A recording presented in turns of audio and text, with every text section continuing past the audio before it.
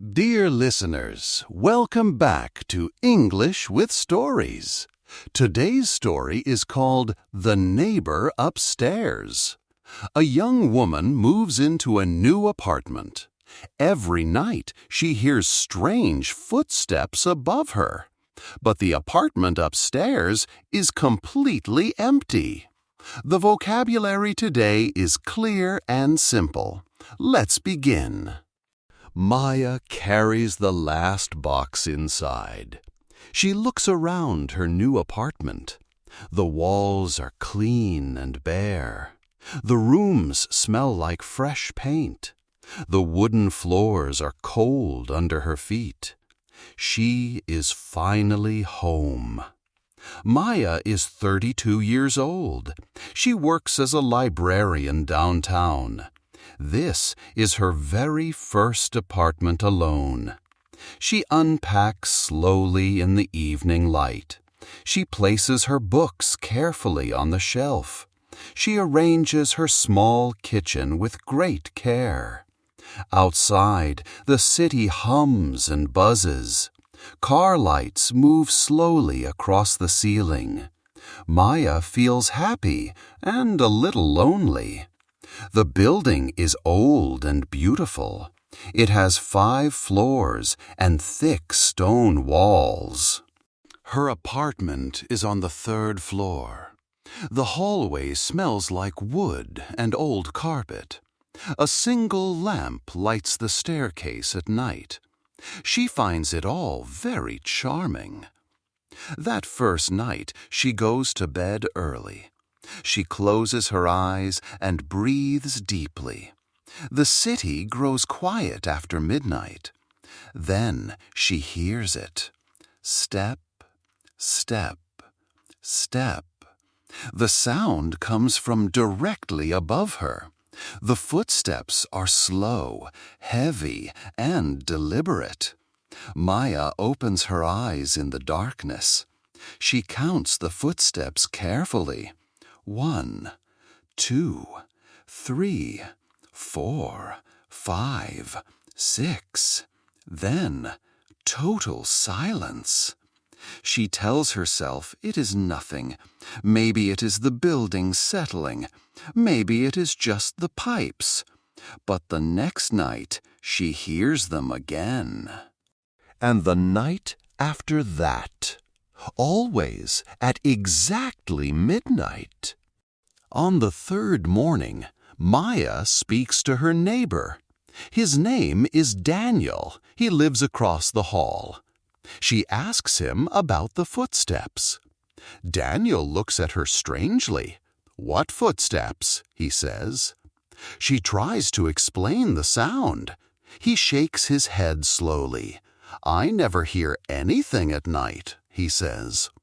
That afternoon, Maya goes to the building manager. His name is Mr. Kovacs. He is an older man with a gray beard. Mr. Kovacs sits behind a cluttered desk. His small office smells like coffee and old paper. He listens to Maya with a careful expression. "I hear someone walking," she says clearly, "upstairs above my apartment.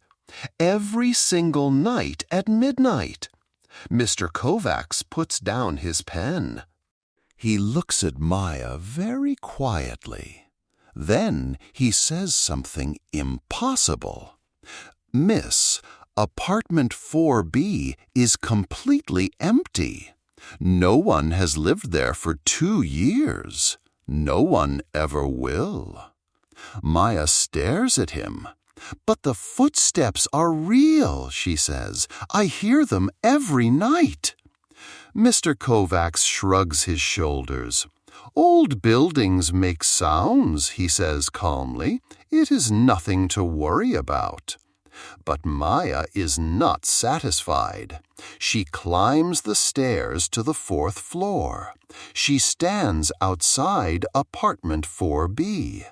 The door is old and painted dark green.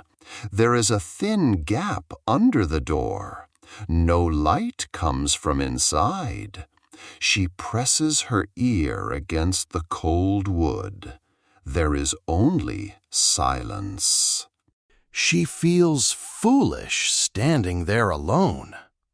That night she sets an alarm for 11:50. She lies in bed with her heart beating fast. The minutes pass slowly in the dark. At exactly midnight, the footsteps begin. Step, step, step. Maya sits up straight. She grabs her phone and her keys. She runs quietly out into the hallway. She goes up the stairs to the 4th floor. She stops outside apartment 4B. She can hear the footsteps clearly through the door. Someone is inside. She knocks loudly 3 times. The footsteps stop immediately. The silence that follows is heavy and complete. "Hello?" Maya calls softly. "Is someone there? Are you okay?" Nothing. She tries the door handle. The door is locked. She stands there breathing hard. Then, from underneath the door, she sees something. A thin strip of warm yellow light. Someone is definitely there. Maya cannot sleep that night. She lies awake and stares at the ceiling. She feels frightened, but also very curious. The next morning, she goes back to Mr. Kovacs. She tells him about the light under the door. "Someone is living in 4B, she says firmly. Mr. Kovacs looks deeply uncomfortable. He runs his hand through his gray hair. Finally, he sighs and stands up.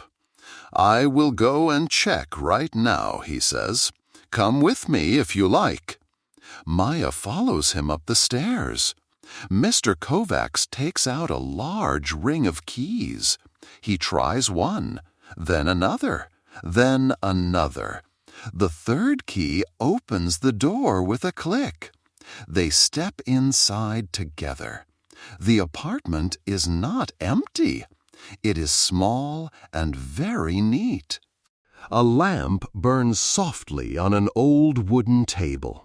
There are old photographs on every single wall. And there, in a chair by the window, sits an old woman. She is small and very thin. She has white hair and very pale blue eyes. She looks at Maya and Mr. Kovacs calmly. She does not seem afraid at all. She seems simply confused. "Agnes?" Mr. Kovacs whispers. His face has gone completely white. He is clearly very shocked. The old woman smiles gently at him. "Oh, Henrik," she says softly, "is it already time for supper?" Mr. Kovacs turns slowly to Maya. His voice is very low when he speaks. "This is Agnes Farkas," he says. "She lived in this apartment for 40 years. She moved out 2 years ago. She has a serious memory illness." Maya understands now. Agnes is confused about time and place. Her mind brings her back here every night. She walks at midnight in her memory. She still believes she lives in this apartment. Her family does not know she comes here. Mr. Kovacs sits down beside Agnes. He holds her small, pale hand very gently. He speaks to her in a quiet, kind voice. Maya watches from the doorway. Her chest feels tight with emotion. She is not frightened anymore. She feels something entirely different now, something warmer and much harder to name, something very close to understanding. Mr. Kovacs calls Agnes's daughter right away. Her name is Clara. She arrives at the building in less than 30 minutes. Clara's face is full of both relief and worry. She hugs her mother for a very long time. Agnes pats her daughter's hand and smiles warmly. "I was just at home," Agnes says simply. Clara looks slowly around the old apartment. "I know, Mama," she says. "I know." Mr. Kovacs explains everything carefully to Clara. Agnes kept a spare key she never returned. She has been coming here several nights each week. Clara looks at Maya with deeply grateful eyes. "Thank you," she says. "Because of you, we finally know she is safe." They change the lock that same afternoon. They arrange for a caregiver to stay with Agnes at night. The deliberate footsteps will not return. That evening, Maya sits alone in her apartment. She holds a warm cup of tea in both hands. The building around her is completely, peacefully quiet. She looks up slowly at the ceiling above her. She thinks about Agnes and her 40 years here. She thinks about memory and about home. A home is not just walls and floors.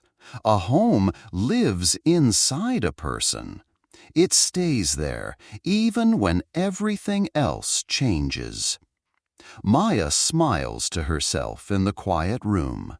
She takes a long, slow sip of tea. She feels completely at peace. 2 days later, there is a knock at her door. It is Clara holding a small tin of cookies. "My mother made these," Clara says softly, "for you." Maya opens the tin carefully. The cookies are round and smell like cinnamon and warm butter. She takes one, and it is wonderful. "Please tell her thank you," Maya says warmly. Clara nods and smiles back at her. "She says you are a very good neighbor." Maya laughs softly at that. She looks up the stairs for just a moment. Then she closes her door and she goes home. Before you go, let's review the most important words from today's story. The first word is deliberate. Something deliberate is done slowly and on purpose, with full intention. In our story, the footsteps above Maya are slow, heavy, and deliberate. They sound controlled and planned. The second word is cluttered. A cluttered space is messy and filled with too many things. In our story, Mr. Kovacs sits behind a cluttered desk covered in papers and objects. The third word is charming. Something charming is pleasant and attractive in a simple, warm, and friendly way. In our story, Maya finds the old building very charming from the very first moment. The fourth word is satisfied. If you are satisfied, you feel that an answer or situation is enough and acceptable. In our story, Maya is not satisfied with Mr. Kovacs's explanation, so she investigates herself. The fifth word is relief. Relief is a warm feeling that comes when a worry or danger finally goes away. In our story, Clara's face is full of relief when she finds her mother safe in the apartment. The sixth word is caregiver. A caregiver is a person whose job is to look after and help someone who needs support. In our story, Clara and Mr. Kovacs arrange for a caregiver to be with Agnes every night. The seventh word is grateful. If you are grateful, you feel and show sincere thanks for something kind. In our story, Clara looks at Maya with grateful eyes and thanks her for finding Agnes. The eighth word is confused. If someone is confused, they do not clearly understand what is happening around them. In our story, Agnes is confused. Her memory illness makes her believe she still lives in the apartment. The ninth word is arranged. If you have arranged something, you planned and organized it in advance. In our story, they arranged for a caregiver. They made all the necessary plans together. The 10th word is spare. A spare key, for example, is an extra one kept for emergencies or special situations. In our story, Agnes keeps a spare key to her old apartment for 2 full years. Now, let's look at some phrases that real people use every day. The first phrase is, I never hear anything. This means the person has had no experience of a sound or problem. In the story, we hear, I never hear anything at night. Use this phrase when you want to say something does not affect or reach you at all. The second phrase is nothing to worry about. This means a situation is not serious, dangerous, or worth your concern. In the story, we hear, it is nothing to worry about. Use this phrase to calm someone who feels anxious or scared about something. The third phrase is, if you like. This is a polite way to offer someone a choice without any pressure. In the story, we hear, come with me if you like. Use this phrase to invite someone, but want them to feel completely free to say no. The fourth phrase is right away. This means immediately, without any pause or delay at all.